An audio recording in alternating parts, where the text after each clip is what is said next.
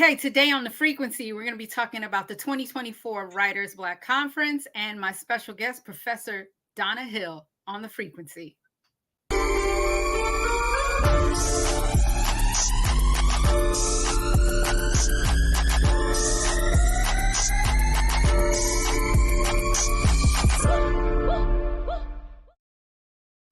Welcome to another episode of The Frequency. I'm your host, Dee Barnes, and thank you for tuning in. Today, we're going to be concentrating on Black writers, especially talking about the 2024 Black Writers Conference with my special guest, Professor, writer, author, editor, Donna Hill. Please join us.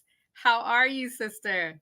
Hey. It's so good to be here. Thank you. How you doing? I'm good, and I'm so excited to talk to you because just you being a writer, I have so many questions as far as your work. I'm serious. I'm so serious because I am working on my first book, and so Ooh, I'm really, it's a memoir, so I'm really excited to just talk to you about Black literature in general, and especially we're going to focus on the conference. But I would like to get into your background. Where did you grow up?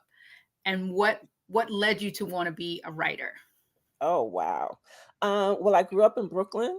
Yeah. Born and bred, Bed-Stuy to the bone. Do Um, or die, that's Bed-Stuy. right, Remember good that? job, Bed-Stuy. So I grew up here. Mhm. My aunt was a teacher. She insisted from back in the day, because this was, pre, everybody got to go to nursery school and kindergarten and all of that. Right. So my aunt would come home in the afternoon when I was like, 4 or 5 years old and have me read. I always had books. When I was old enough to go to the library on my own, that's where I spent my Saturdays. So I was like, I guess what kids would call now like a nerd. Um, Right. so, I'm sitting in the library and everybody's out doing whatever they did, but I was reading. Um, and, fast forward, dozens and dozens of years, of course, um, I always was writing, Mhm. but I never saw anybody that looked like me in the books that I was reading. Right. Wow. Okay. So it was always this thing that I never thought I could be a writer because I wasn't validated anywhere. Right. So I was just writing for myself. I'd write for my friends and all of that. And one day I did a short story. Mhm. And I said I'm just gonna put it out there. I went and found a book of where to submit short stories. I submitted my first short story, and a few weeks later, I get a letter back from the editor of the magazine. Right. And she says, "This is not a rejection. This is what I want you to do." Because I had sent my little short story to the confession magazines. So, for Uh-huh. those of you who know Black romance, Bronze Thrills, all those kind of Right. confession magazines. So I sent it, and I rewrote the story to her specifications. They published it, and this was like 1989-ish. Wow. And I they paid me like, I don't know, $50 or whatever it Yeah, was. yeah, yeah, yeah. And But it I was was your like, proceeds. whoa, I'm a published writer Okay, you're a published writer. Now, and I'm getting paid. were you okay? Were you like going to school at the time to I was want to teach? working. You I were was working. working. I wasn't in school then. I look much younger than I actually am. So there's that. There's Uh, that. We know black don't crack, okay? Same here, same exactly. here. And so this same editor, she mentored me. She took me to Wow. my first writers conference. Mhm. Her name is Nathasia Brooks Harris. She took me to my first writers conference with my partial manuscript. I met with one of the biggest publishers of romance in the country. Mm. And she basically told me that this is a good story. However, do my characters have to be Black? No. Yes, and this was in Wow. New York City in 1989. So this is not, the backwoods of the Delta anywhere. This is Right. Manhattan. So I was totally thrown. And I said, well, yeah, because everything that I've been reading, write about what you know. So I figured I should Exactly. know a little something about being a Black woman. Right. So again, fast forward, I submitted it to another house and was essentially told, if we're going to publish any Black romances, they have to be better than anything else that we're doing. So I was like, whoa. And I eventually found Odyssey Books when I was Mhm. sifting through a magazine. Odyssey Books was a small Black publishing company in Silver Springs, Maryland. Letitia Peoples was the publisher. I sent my partial manuscript to them eventually. Mhm. And I'm, figuring, I Right. get another rejection. I get a letter back and say, we want to publish your book, send us the rest. But meanwhile, I'd never Wow. written the rest because I was being told, we're not going to do this. So Yeah. going back and forth to work on the train, I Mhm. would write my manuscript. I would write the story out longhand in on my notebooks.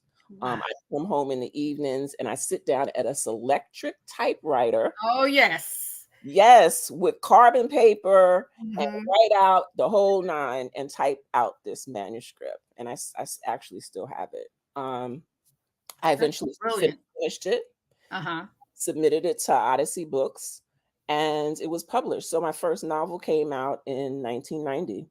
1990. And did you always know you wanted to write romance novels? Was that No, it was actually more by accident because I was really a mystery reader. Like I okay? would read mysteries and about the gods and Greek gods and things like Right, that. right, right. So, my first short story for the confession magazines was actually this sort of like mystery. This woman was being followed Uh-huh. and they eventually get together or whatever, but it was kind of like this little mystery thing. So I because it was the confessions, they're Right, romantic type stories, right. and so I kind of like tumbled in it more so than by design. Like I never set out to say I want to be a romance writer per se, Uh-huh. because that wasn't really what I read a lot of. Okay. So it I was. have to ask you, wait, to interrupt. How did you keep your motivation to keep going? Because here you are having, person after person try to reject you or mold you into something else. What motivated you to keep going? What were your influences? Well, I have to say that Nathasia, my Mhm. very first editor at at Sterling Magazine, was a really big influence. Right. And I was working at the time that I started working on my first novel, I was working at an architectural company in Manhattan. Okay. And I was like the office manager, and within the architectural company was an interior design firm, so they shared the space, but it was this incredibly creative, inventive environment because I was around people all day that were making something from nothing. Right. They'd have a piece of paper and they sketch out these beautiful designs, and there was fabrics and it was buildings, and then you could see the final products when they would go Right. to these buildings. And so that in itself was inspiring, Mhm. because I saw how you could be creative. Right. And That's so my passion, interior design. I love it. really. Yes, Yeah. I have, and I understand what you're talking about. That process it's just like watching, painters. Yeah.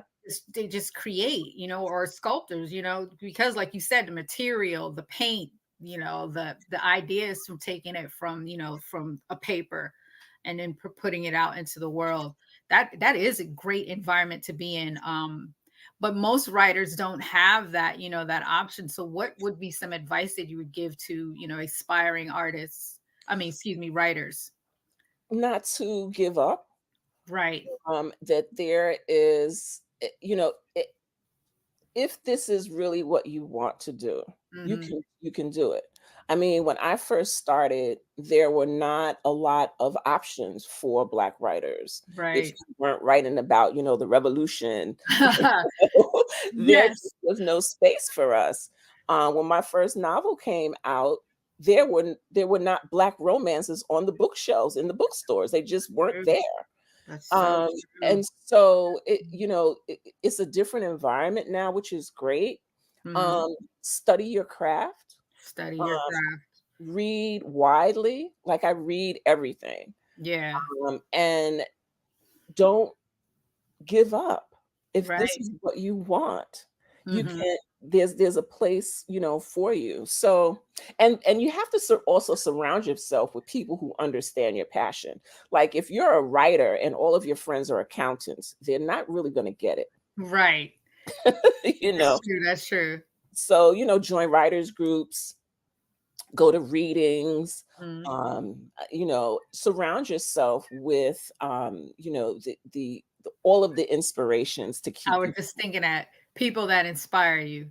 Oh Mhm. yeah. Well, I want to talk to you more about your influence, especially like who was the first, African American writer that inspired you. But we're going to take a quick break and we'll be right back on the frequency with my guest, Donna Hill, professor.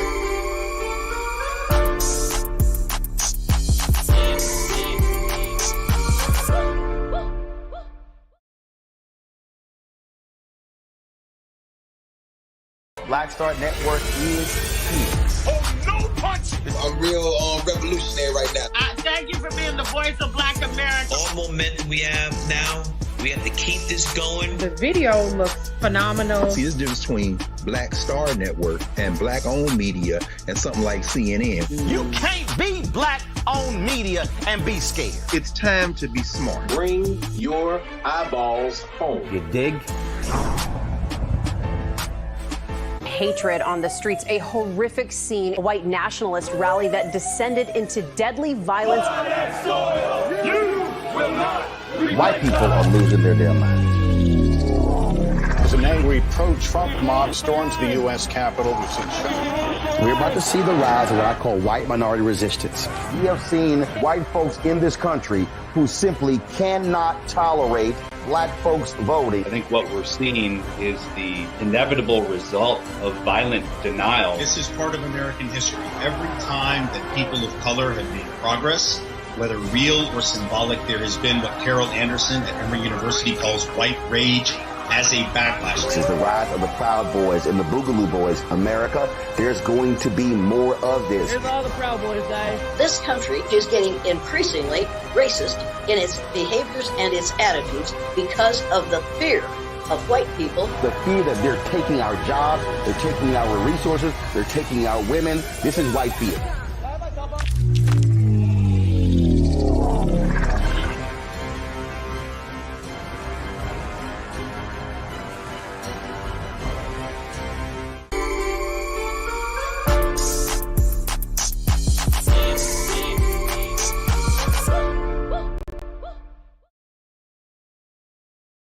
Welcome back to The Frequency. I'm your host, Dee Barnes, and I'm still here with my special guest, writer, editor, and professor, Donna Hill. Please join us. Over the break, thinking about what you were saying and trying to remember, what I read, because I was the same type of kid in the library, read everything. And also my mom she sold the encyclopedias, the Britannica encyclopedias. Wow. Yes. So that was my Google at the time. So I had all those books, like from the breakdown for, just the regular library from A to Z, to medical books, to, life cycle books or whatever. And I was thinking, what was the first Black author that I recognized as a young person? And I have to say, thinking about it during that time we were just talking, maybe Alex Haley, thinking about roots and, the Malcolm X story. but I can't think of like the women I didn't learn until when I got older, more the end of high school. And then of course college, because then college, they don't teach you, Black history and things about the authors and stuff like that. So who was some of your influences, and like what was the first Black author that you recognize, male or female? Wow. Black authors came to me much later, right, in life, again because of when I started, there weren't any that I had access to, right, or knew about. And hmm I didn't have any writer friends to say, oh well, this is who you should read, right, so there was that. And so I don't even know how I came upon this book, but it was uh Corbin. What is his name? okay, Stephen Corbin. uh-huh, No Easy Place to Be.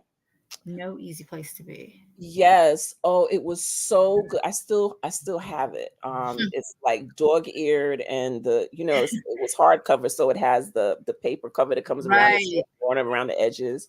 So that was very inspirational to me, um, because of the time period that it was, hmm um, and just trying to recall some of the elements. But I know that I was like, wow, here's a story about like places that I can recognize and people that I can recognize and the language that I can recognize. right, And one other, and this was later also, started beginning slowly to find, Black books.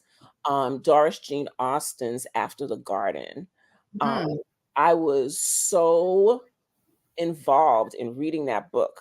hmm I was literally walking down Fulton Street in Brooklyn, reading the book and crying oh wow, while I'm walking down the street. So that's, so those two books were my early sort of introductions to like this is what Black fiction can look like. right. You just made me think of Native Son. Yeah. Yes, because I do recall finding that in the library, and it was like, hidden. I'm Yeah, like, yeah. yeah, it wasn't like out and about.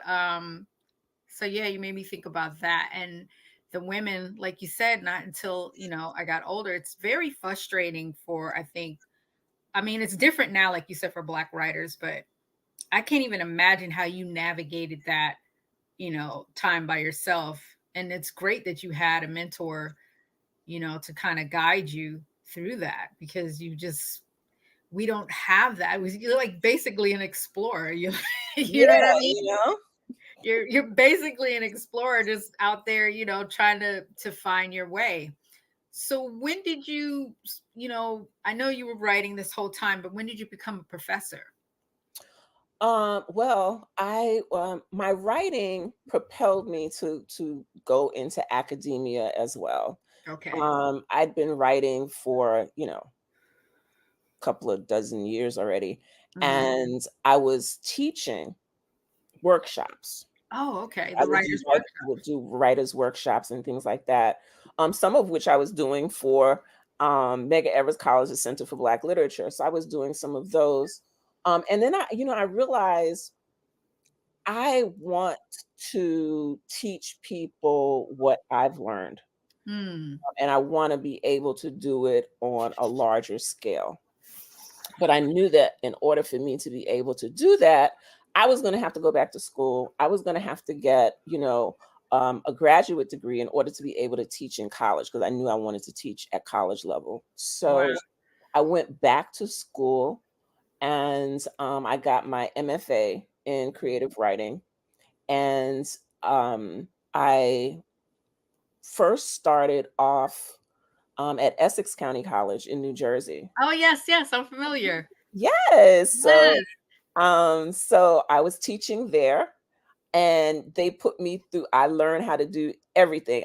One of my Right. first classes that I took was a world literature class. So they give me this book. This is my first class like ever. Oh, Give me wow. this book. It must be about 5,000 pages long. I was like, oh my God, what am I going to do with this? Oh, no. And so I teach this class, but the Professor Longmore who hired me, she's one of those people that, if I hired you, clearly you have to be able to do what I think you can do. So do it. Right. And, put me in these classes, and, I got my sea legs, and I was teaching. So that was in 2012. Mhm. I graduated at the end of 2011, Mhm. and in January of 2012 she hired me at Essex Wow. College. Like, right out of school. Right out fresh. I was still fresh. My degree was, the ink was still drying. Right. Were you terrified or what? I was terrified. I was like, oh my God. But I again had another mentor, Terry Benjamin. And I was like, Terry, help me. And he says, all you got to remember is stay one page ahead of the students. And Oh, I I love never that. forgot that. I was like, okay. She said, he was like, basically, don't let them see you sweat. Right, exactly. They expect that you know more than they do. So just act like it. That is great advice, though. Stay one page ahead. Stay one page ahead of the You could students. you could apply that to life. Exactly. And I love that. I Shout out to believe it. Terry. Yes, Terry Benjamin. And so I was there from 2012. 2013, I got an opportunity to teach as an adjunct at Medgar Evers College. Okay. Thank you to Dr. Brenda Green for that. She brought me on. So in 2013, I adjunct until 2017, when a position was beginning to open up for faculty. Okay. And I did that for a year, and then I came on full time in 2018. So that's where I've been at Medgar Evers College full time, Full time. as a faculty assistant professor since 2018. And this whole time, as you've been teaching, you've been writing. Yep. And releasing books. Yep. What are some of your books? Some of the titles offhand. Oh my God. I have like Do over, we have the books? yeah, I have like over 100 titles published. Oh my goodness. I didn't know it was over 100. I know I did look at a lot.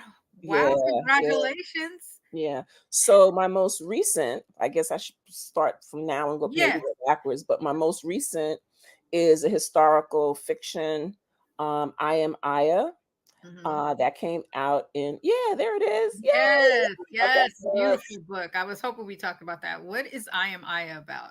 Oh my goodness. It is about legacy.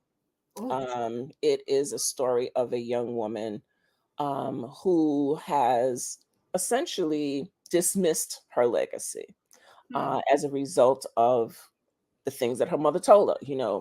We are not about that. We are moving forward. The past is the past. It's nothing but horror for Black folks. So we're not doing that. So that's how she grew up. She ultimately has to come back home for her father, who had an injury. And she comes back to Sag Harbor, one favorite place of mine. Right. And she comes back to Sag Harbor to take care of her father. And ultimately, what is happening is that she begins to uncover the legacy of her family that dates all the way back to when they arrived on La Amistad, just outside of Sag Harbor. So there's a parallel story. You hear the voices and live the experiences of her ancestors as she is uncovering this information until it all just sort of merges together at the end. Is it based on a true story?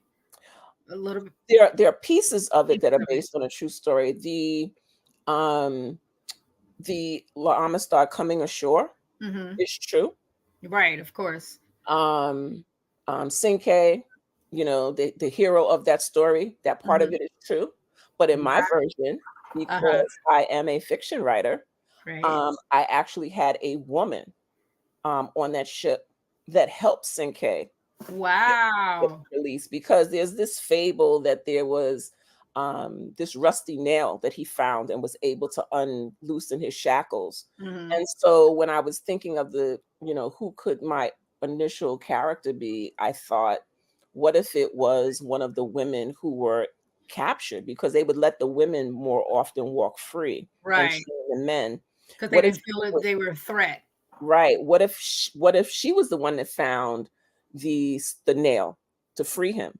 To free him. And so that's how the story begins, with that ancestor back in 1839 up to sort of present day. And That's so it's beautiful. my contemporary characters, heroines. Right. I'm sorry, her matriarchal lineage Okay. that we follow. And we go to Tulsa, the Chicago fire, Philadelphia. We move through the Depression. So, and Wow. all of her ancestors are relevant during that time. Wow. You made me think of two things. One, though, I have to address. I don't know how you feel about it. What do you feel about reparations? Wow. Complicated subject. It's complicated. Obviously we're owed reparations. I don't think there's a real question about that. How would we get them? And what does that even look like?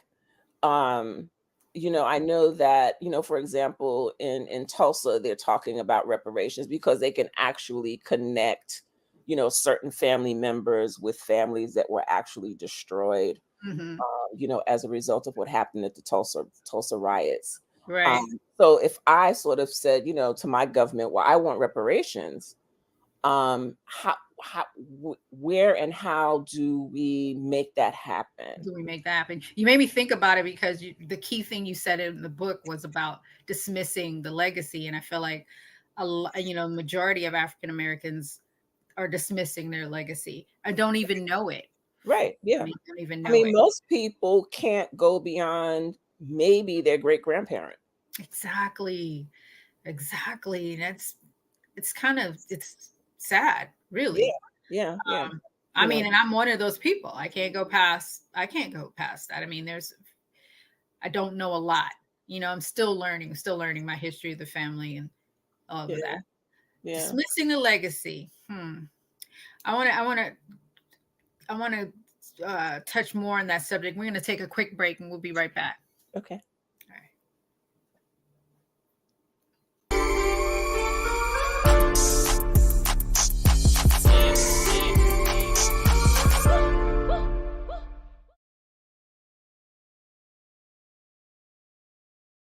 Hi, I'm Dr. Jackie Hood Martin, and I have a question for you. Ever feel as if your life is teetering and the weight and pressure of the world is consistently on your shoulders? Well, let me tell you, living a balanced life isn't easy. Join me each Tuesday on Black Star Network for A Balanced Life with Dr. Jackie. We'll laugh together, cry together, pull ourselves together, and cheer each other on. So join me for new shows each Tuesday on Black Star Network, A Balanced Life with Dr. Jackie.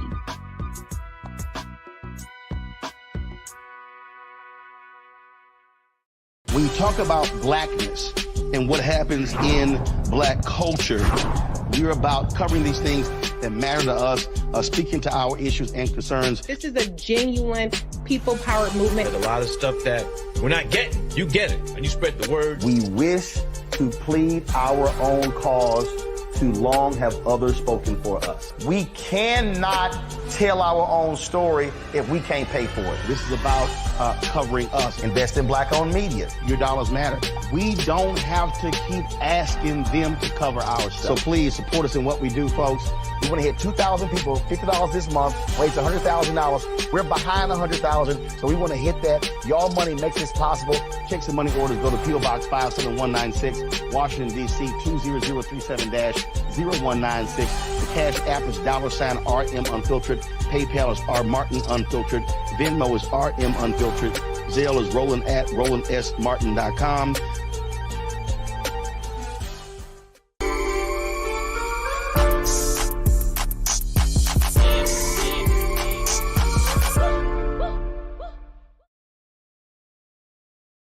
Back right here on The Frequency with my guest writer, editor, and professor Donna Hill.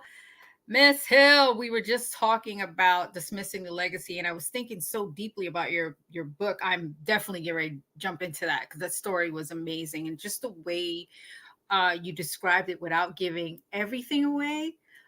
Have you thought about, or are you in the process of like turning your books into movies? Because that's Well, a story I would love to see on the screen. so would I. Um, it's actually being worked on shops Good. right now.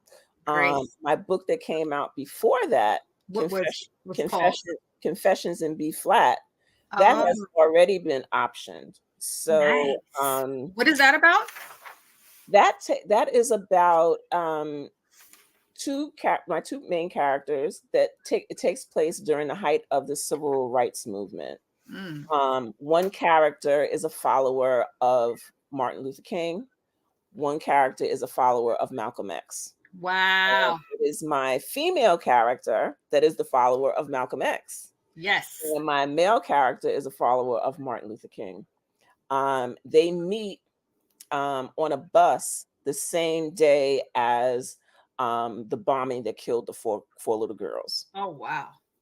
And so the majority of the story takes place in Harlem.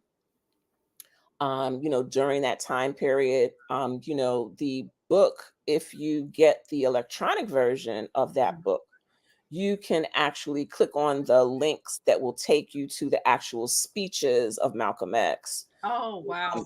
Adam Clayton Powell, when he was talking at the church up in Harlem, there in the text itself, in the book itself, there are images of Malcolm, the Apollo Theater, John F. Kennedy when he signed the Civil Rights Act. Also, there's all sorts of stuff that's happening in this book, and so my two characters are, traversing this time period, Right. and what we were up against, and of course, they have this romantic relationship. The Vietnam War plays into it as well. That So is gonna be that's what that amazing. about. Oh Yeah, my gosh, that's mind blowing. I'm excited for you. thank you. This is incredible. Oh, I wish you all the best on that. So Yes. this just takes us right into the 2024 Black Writers Conference. Please Yes.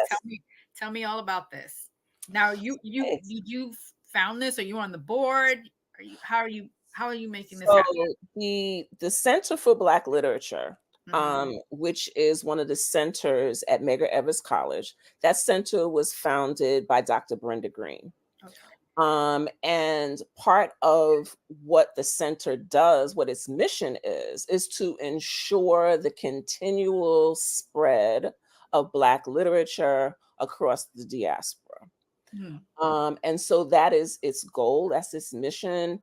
And one of the major events that the center hosts is the National Black Writers Conference. Okay.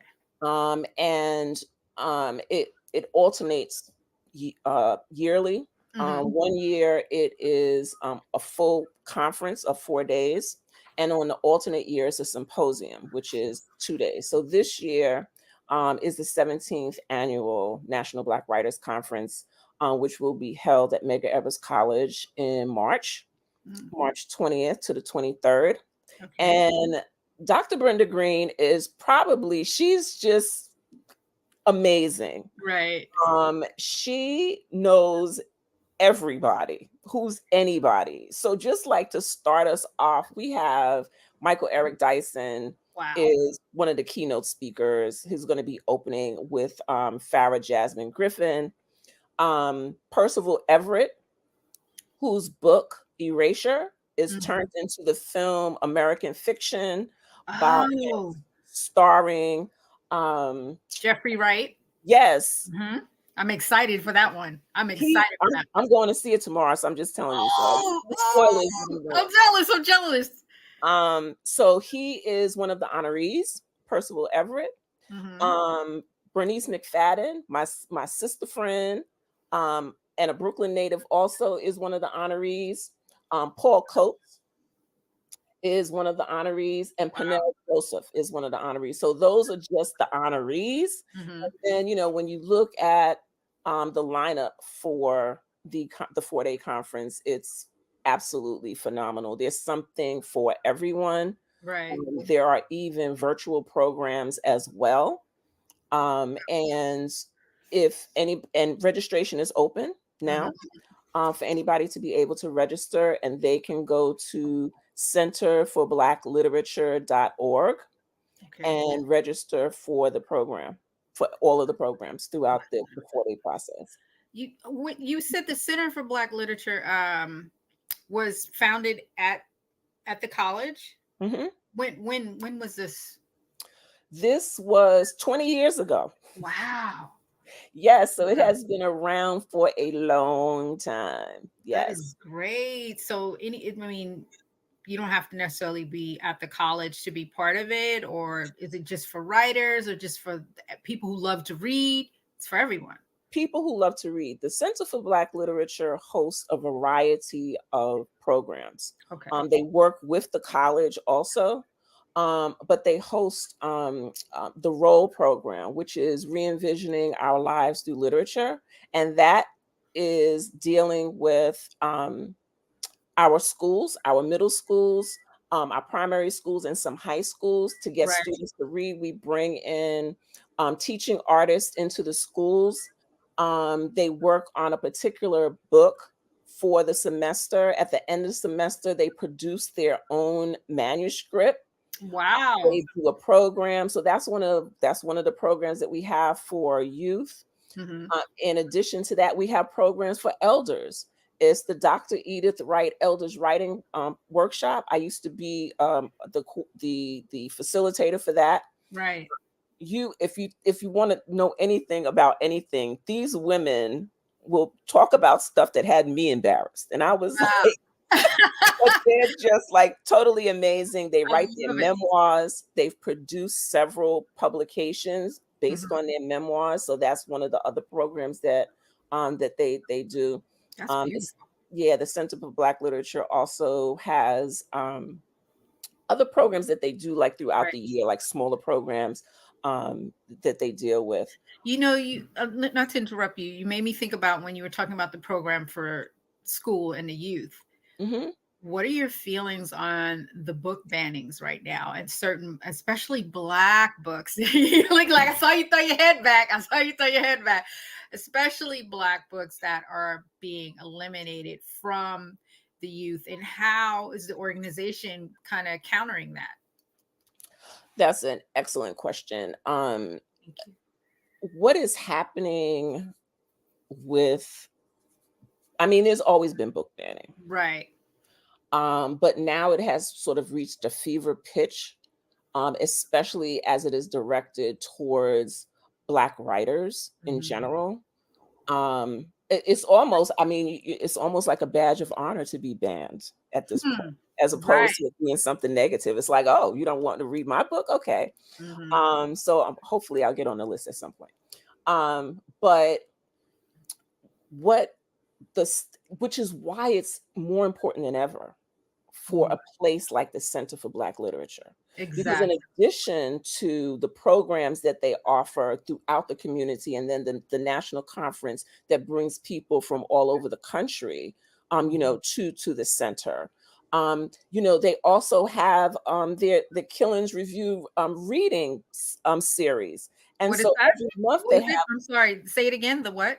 The Killings Review reading series. Okay. And so it's a book club.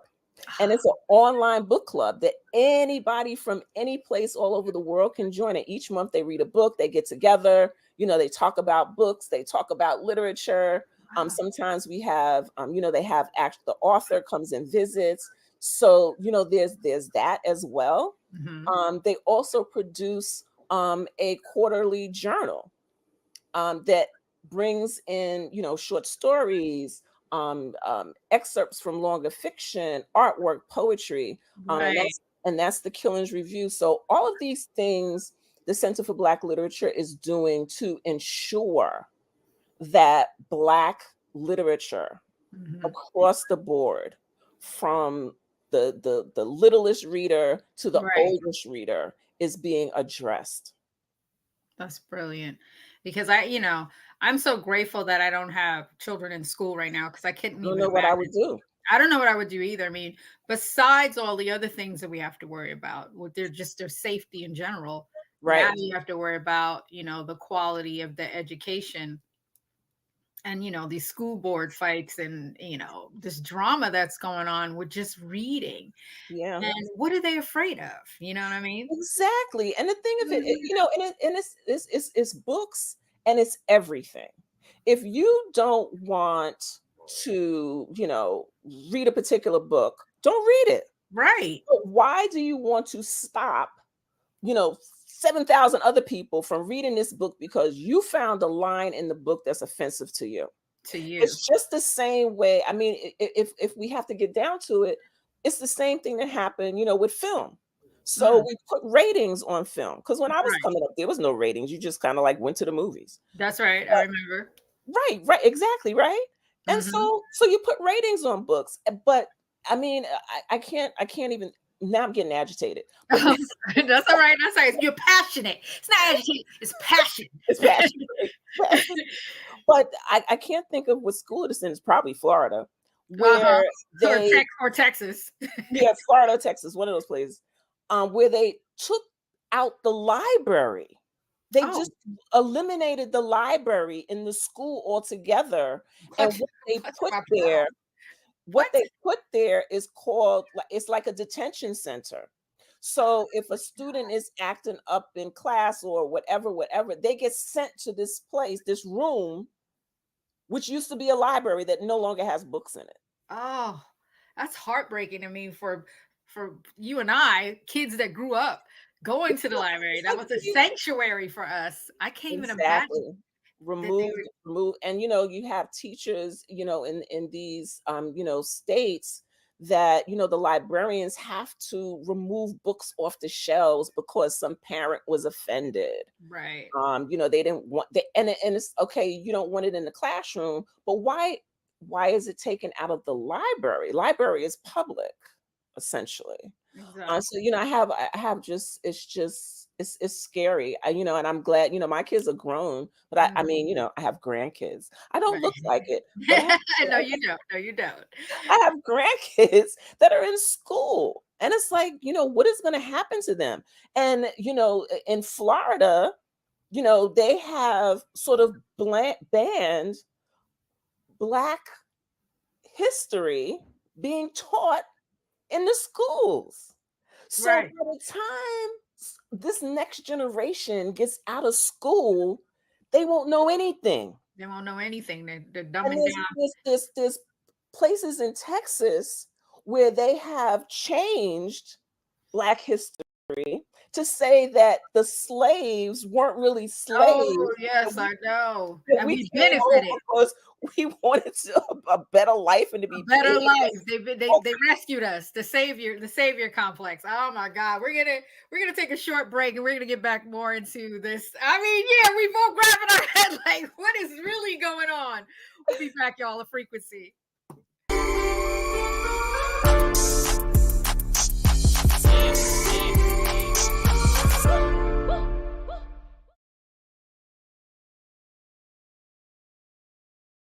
When you talk about Blackness and what happens in Black culture, we're about covering these things that matter to us, speaking to our issues and concerns. This is a genuine people-powered movement. There's a lot of stuff that we're not getting. You get it, and you spread the word. We wish to plead our own cause. Too long have others spoken for us. We cannot tell our own story if we can't pay for it. This is about covering us. Invest in Black-owned media. Your dollars matter. We don't have for our stuff. So please support us in what we do, folks. We want to hit 2,000 people, $50 this month, raise $100,000. We're behind 100,000, so we want to hit that. Y'all money makes this possible.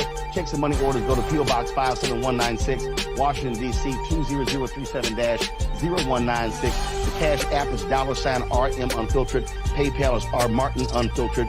Venmo is RM Unfiltered. Zelle is Roland@RolandSMartin.com. Black Star Network is here. Oh, no punch! I'm real revolutionary right now.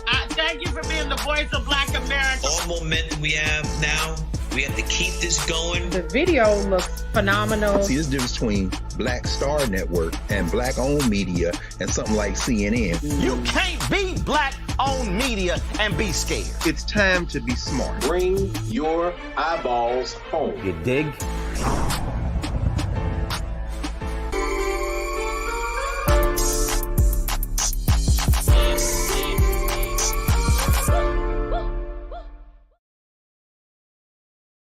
Back right here on the frequency with writer, editor, and Professor Donna Hill. We were both grabbing our head with this madness with the book bannings. And do we have the link for the Center of Blackliterature.org? Can we let's make sure that's on the screen, possibly, to put that up? Because I want people to definitely log in there and really get involved with.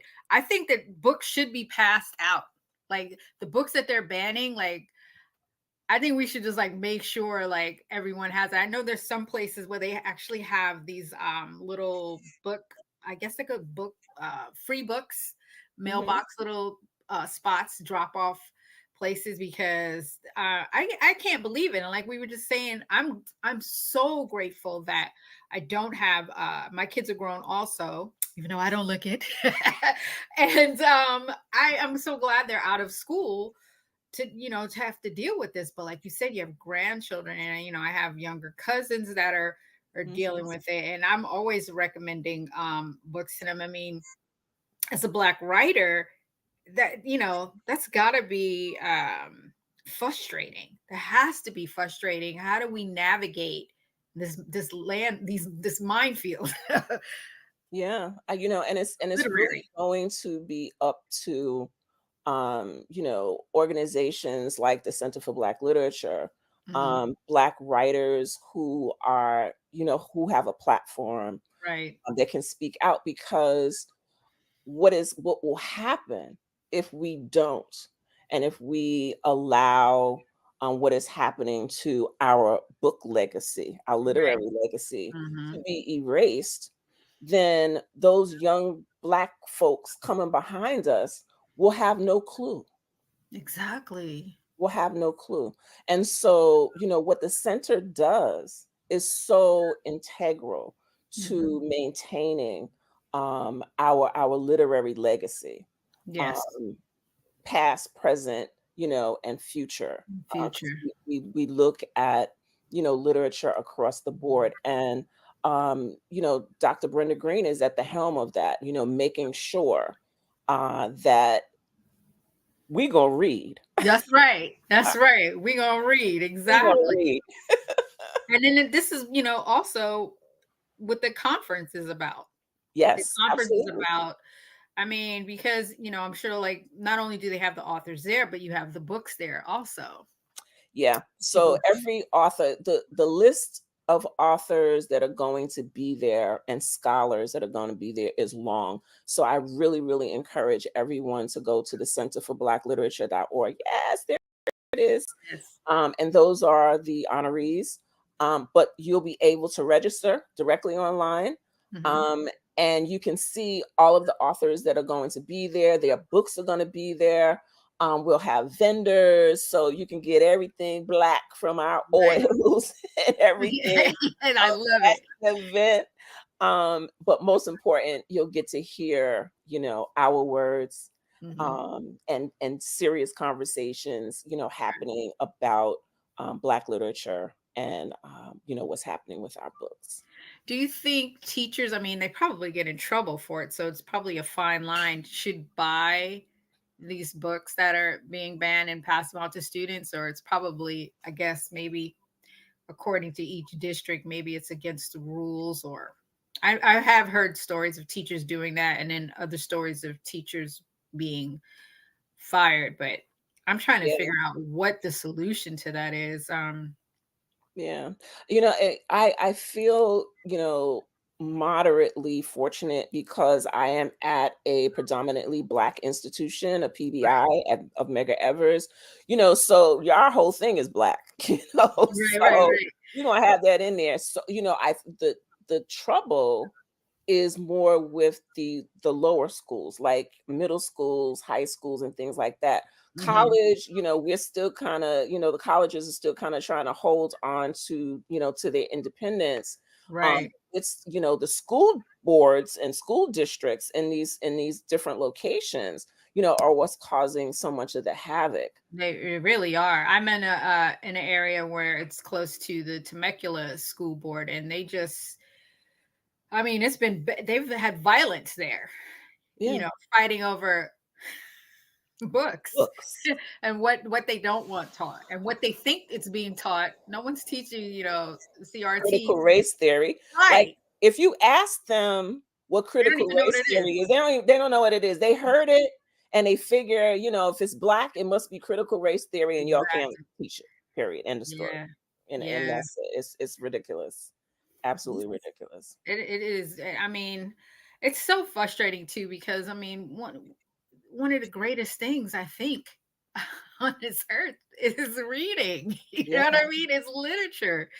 It just opens up a world to you. I mean, it fills you with knowledge.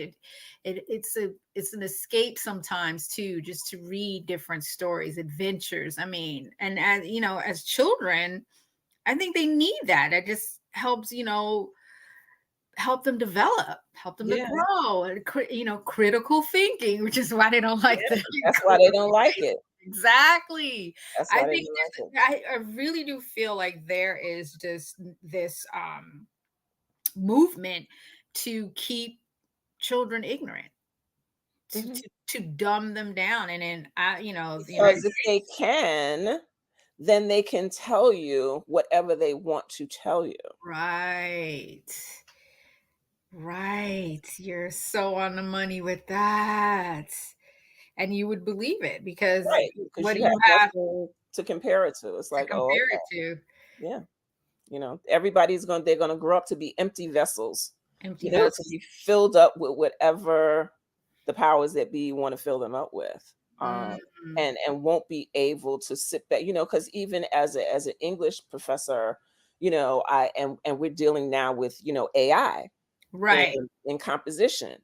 And How so do you deal with that? that's a whole other, exercise. And what are we going to do about this? Because Right. students won't have to really think about anything. They Mhm. can type in a prompt and say, write me a 250-word essay on author Donna Hill and include the facts that, she works at Medgar Evers College, and this machine will just spew it I've out. seen it. I've seen it. I've gotten into a lot of arguments with it. How do you distinguish from your students when they're turning in work that's not AI generated? I mean, I know there's a way to kind of scan it out, but have you had Yeah. that issue? Yeah. Well, you can kind of tell, because what happens is that the language is very generic, Right. and it's very superficial. So Mhm. if I asked a student to, analyze, the idea of ambiguity in the novel Passing by Nella Larson, and they just put in, in the search engine, talk about ambiguity in passing, the AI generator will be able to produce something for you, but it'll Right. be all surface. What we require students to do is provide proof, right? Ha. So that's where the critical thinking comes in. So if you have a section in your paper, you have to justify why that's there. And you're Right. gonna justify that why it's there because you've gone to the actual text itself, you found the support for it, and you put it in the paper, you cite it. And so papers that are AI generated technically don't have that, because the generator is not going to do it for you. They're not reading the book. They're pulling information, out of the ether to put together Right. in the paper. So those are some of the things to look for. There are scans that some search engines have when Right. That can detect what it's can AI, detect what's it, not. yeah. When it's electronic, yeah. So unfortunately, if you have a paper that they submit a hard copy, then that's something different. You have to Yes. really, really pay attention. Ooh, man, technology. I Is it a know. curse? Is it a curse or a blessing? A little bit of both. Exactly. A little bit of Exactly. both. Well, what's coming up next for you? What are Oh, you wow. working on? I am currently working on a novel about the Pullman Porters and the start of the Black middle class that begins around 1944. And it is the journey of my two characters who meet on one of the trains. And my hero is a Pullman porter, and what that was like for them, Right. that life and the travel, and how do you maintain, relationships, and the segregation and the racism that they had to face, and why they were so important to the Black community. So that's what I'm working on now. So I'm doing my research. Oh, I love it. I love it. So this is how you get into the process of Yeah, your writing. What yeah. advice would you give a writer in that process? Um, to make sure that your facts are correct, because Right. I've had that happen to me, that I was just like, "Oh, I know about such and so and so," and I didn't. Right, And right. the reader will tell you. Do your You know, research. Do your yeah, research. do your research. Make sure that you're as accurate as possible. Mhm. Because there are going to be things that you'll miss. Right. But you want to be as accurate as possible.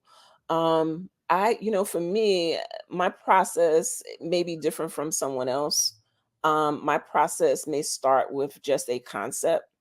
It may start with a character name that I particularly like for some reason, and I actually build a story around them.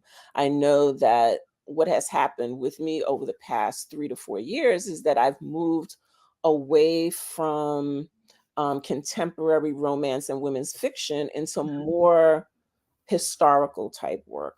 Okay. And so, I always tell aspiring writers to read. Right. You just have to read, and work at your craft, simply because you have a computer and a story you think that you could tell doesn't mean that you're an author, and that's Right. okay, right? Mhm. Because I can watch, Law and Order SVU until the sun comes up, but Right. that doesn't make me a detective, I right? hear you. I hear you. So, every story doesn't need to be told, and that's fine. Right. But at the same time, if you're going to put your stuff out there, your work is going to last long after you're gone. And so you want it to be representative, of your best efforts. Oh, And simply because, you can publish on a dime, and, Amazon will publish it for you, right, and this right, is what right. doesn't mean that it should go out there. Mhm. Um, and so you want to make sure that it's really representative of you. Do the work. Pay homage to all those that came before you. Right. I think about that all the time. All the writers that helped me, were there for me. Writers that I learned from. I'm still learning after Right. 30 odd years of writing. I'm still learning to be a writer. Um, Exactly. and it's an ongoing process. That right there, I want to end on that note because it's an ongoing process. Read and learn your craft. That's perfect. That's Yes, perfect. yes. Thank you And so much. go to the Center for Black Literature and sign up for the conference. Oh, I'm definitely doing that. Yes, please, please. There it is right there. You definitely got to sign up. It's happening in 2024 in March, the 20th to the 23rd. Oh my gosh, I'm so excited for that, and I hope to see you there because I think I'm gonna try to be there Yay! for sure. So I want to thank you so much for coming on today. Absolutely. Just the knowledge that you've given us has been incredible. I hope everyone out there learned something because I certainly did. And I was taking notes. I noticed both of us had our pens in our hands and I was like writing. Brilliant. And thank you for the work that you do Thank with you. the organization, you and Dr. Brenda Green, because it's an amazing organization and we need it. We need it. So thank you for elevating the conversation today. This was fun. We could talk for hours. You know that, right? Good. Yes, we could. And I'm ordering your books because I am very interested in those. Especially the one that's been optioned, the B flat and Yaya's. I am Yaya. Mm-hmm. Yes, that one right there. I'm ordering that one today because I really want to dive into that. Just the whole dismissing of your legacy really resonated with me, and I hope it resonated with the audience. So thank you, Professor. I appreciate you so much. All right. It's been an honor. Whoo. Well, there you have it. Professor Donna Hill just gave us the breakdown on, Black literature and, the conference that's coming up. So I hope you guys, check it out. And I hope you enjoyed the show. Thank you for watching The Frequency, Black Star Network.